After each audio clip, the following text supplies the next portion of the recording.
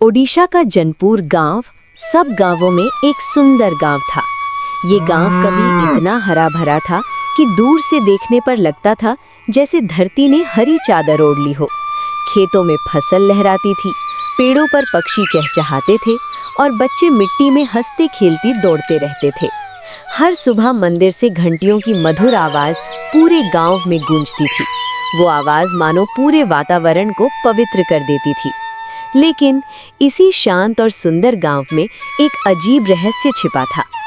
गांव के बीचों बीच खड़ा था एक लाल रंग का विशाल पेड़।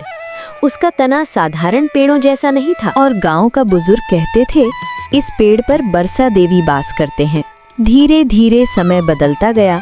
आने वाला पीढ़ी इसको अंधविश्वास समझने लगे। भाई, तेरे को पता है कि नहीं वो लाल पेड़ के बारे में? अरे हाँ भाई, पता है। गांव के बीच में है वो साला, एक बहुत सारे जमीन कवर करके रखा है। मेरे हिसाब से उसको काट देना चाहिए। अरे हाँ भाई, ये बात सभी कर रहे हैं।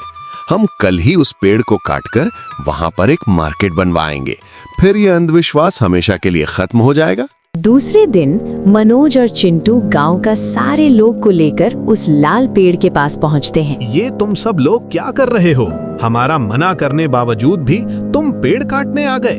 तुमको कितने बार बोले हैं कि इस पेड़ पर बरसा देवी वास करते हैं। बंद करो ये तुम्हारा नाटक। इस पेड़ को काटकर हम एक मार्केट बनाने वाले हैं। ऐसे भी ये बड़ा सा पेड़ अकेला बहुत जगह कवर कर रहा है। मूर्खता मत करो मनोज। अगर ये पेड़ काट दिया जाए तो बरसा देवी का श्राप हमारा गांव पर लग सकता है। अरे तुम लोग पागल हो गए हो क्या? यहाँ पर कोई भी वर्षा देवी नहीं रह रहा है। ऐसे भी गांव का कोई लोग इस बारे में कुछ भी नहीं बोले तो तुम क्यों बोल रहे हो?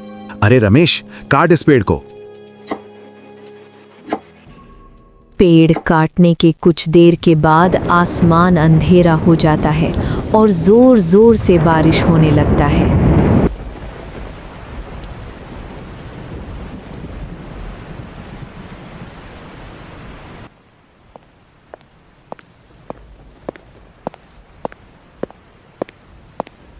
देखा कुंतला, ये अचानक बारिश कैसे हो रहा है।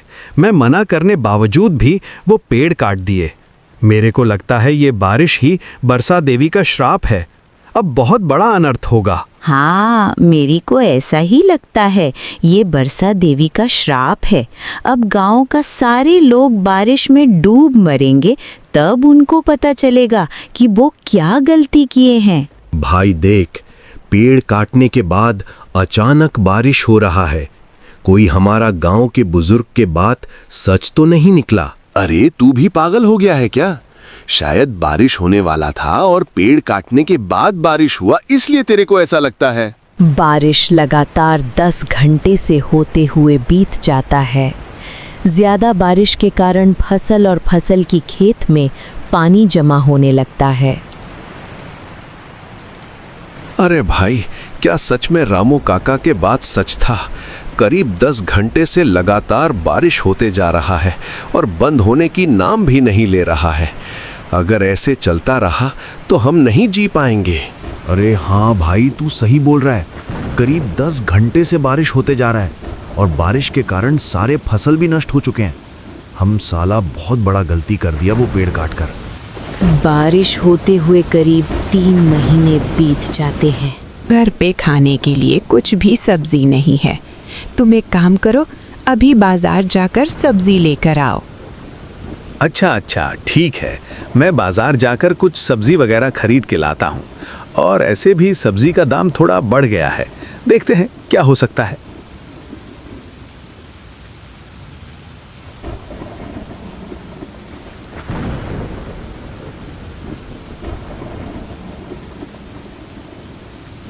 अरे राकेश, टमाटर का दाम कितना है? पहले तो 1 किलो का 20 रुपया था, अब लगता है कि थोड़ा भाव बढ़ गया होगा। सही पकड़े हो रामू काका, पहले तो 20 रुपए था, लेकिन अब 200 रुपए हो गया है। क्या बोल रहे हो तुम? 1 किलो टमाटर के दाम 200 रुपए हो गया है? अरे हाँ रामू काका, बारिश के कारण सारे फसल नष्ट हो गए हैं, इसीलिए सब्जियों का दाम बढ़ गया है। और मेरे पास भी कुछ भी सब्जी नहीं बचा और कल से मैं सब्जी बेचने नहीं आऊँगा। अच्छा, ठीक है, अब मैं आ रहा हूँ। अरे कुंतल, मेरे को माफ करना, मैं सब्जी नहीं ला पाया। बाजार में टमाटर की दाम 200 रुपए पर किलो है, इसलिए मैं टमाटर खरीद नहीं पाया। और अलग सब्जियों के बारे में तो पूछो ही मत। ठीक है, कोई बात नहीं। घर में जो भी कुछ है हम उसको खा लेंगे, और जितना भी खाना है वो 4-5 दिन तो चल ही जाएगी। इधर बारिश के कारण गांव के लोग चाय की दुकान पर चिंतित बैठे थे। करीब 3 महीने के आसपास हो गया है, लेकिन बारिश छोड़ने की नाम तक नहीं ले रहा। सच में हम बहुत बड़ा गलती कर दी है। मैं तो सोच रहा हूँ कि हम जाकर रामू काका को इस बारे में पूछना चाहिए। वही वर्षा देवी का बात कर रहे थे, इसीलिए उनको ही पता होगा इस बारे में। मैं तो मुंह दिखाने लायक भी नहीं बचा हूँ। जब वो बोल रहे थे कि पेड़ मत काटो, तो मैं सुना नहीं था, इसलिए मैं जा नहीं सकता। तुम लोग जाओ। क्या क्या बोल रहे हो तुम? इस अनर्थ का कारण सिर्फ तुम नहीं, हम सभी हैं। अगर ये बारिश को आज नहीं रोका गया तो शायद ही हम बच पाएंगे। हरी का ये बात सुनकर गांव वाले थोड़ा सा भी देर ना करके दौड़ दौड़ के रामू काका के घर जा पहुंचते हैं।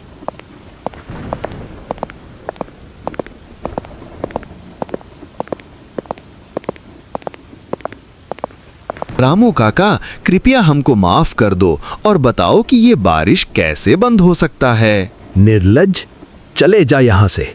जब मैं बोला था तो नहीं सुने, अब मेरे पास भीख मांगने आए हो। अब कुछ नहीं हो सकता है, बहुत देर हो गया है। ऐसा नहीं बोलिए रामू काका। अगर आज आप हमारे मदद नहीं किए तो गांव का सारे लोग बारिश के कारण मर जाएंगे। कृपया इसका समाधान बता दीजिए। अच्छा, ठीक है। अगर तुम लोग इतना ही बोल रहे हो तो सुन, हमारा गांव के पास जो जंगल है वहाँ पर एक गुफा है। वहाँ पर एक साधु बाबा रहते हैं। वो निश्चित रूप में इसका समाधान ढूंढ निकालेंगे। रामू काका का ये बात सुनकर गांव का सारे लोग उस जंगल पे जाते हैं।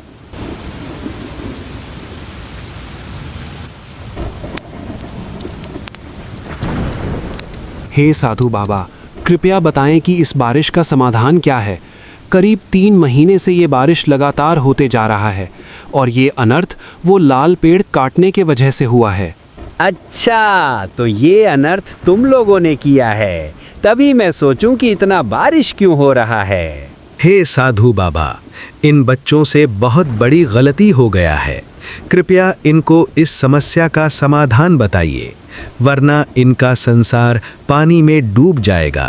तो मेरे बात को कान खोलकर सुनो। तुम जो लाल पेड़ काटे हो, वो लाल पेड़ इस जंगल में है, लेकिन वो बहुत घने जंगल पर है।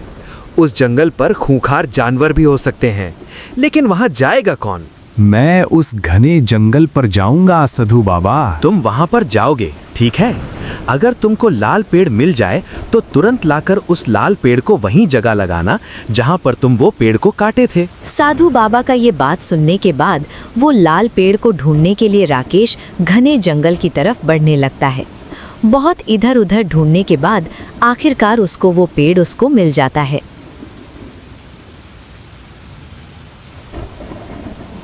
लगता है साधु महाराज जो बोल रहे थे ये वही पेड़ है, और इस पेड़ का पत्ता भी लाल रंग है। इधर गांव के सारे लोग राकेश का आने के रास्ते में इंतजार कर रहे थे। क्या लगता है रामू काका, क्या सच में राकेश वो पेड़ को ढूंढ निकालेगा? मेरे को तो लगता है वो ढूंढ ही नहीं पाएगा। ऐसा मत बोलो, मेरे को लगता है राकेश ये काम जरूर कर पाएगा। ऐसे ही वो दोनों आपस में बातचीत कर रहे थे, तभी उस वक्त राकेश वहां पर आ पहुंचता है। और सच में रामू काका के बात सच हुआ। राकेश के हाथ में वो लाल पेड़ था। अरे राकेश, तुम आ गए। हम तुम्हारे बारे में ही बात कर रहे थे। तुमको लाल पेड़ मिल गया, तो चलो वहां पर। फिर गांव का सारे लोग उस कटे हुए पेड़ के पास जाकर उस छोटा सा लाल पेड़ को लगा देते हैं। जैसे ही वो लाल पेड़ लगा, तुरंत बारिश बंद हो गया और आसमान में सूरज उगाया। जैसे ही गांव पर सूरज का रोशनी गांव के ऊपर पड़ा, तब गांव फिर से हरे भरे हो गया और बच्चे भी आनंद में उस गांव में खेलने लगते हैं और खेत में फसल भी बहुत अच्छा तरह होने लगा और गांव का लोग भी बरसा देवी को मानने लगते हैं।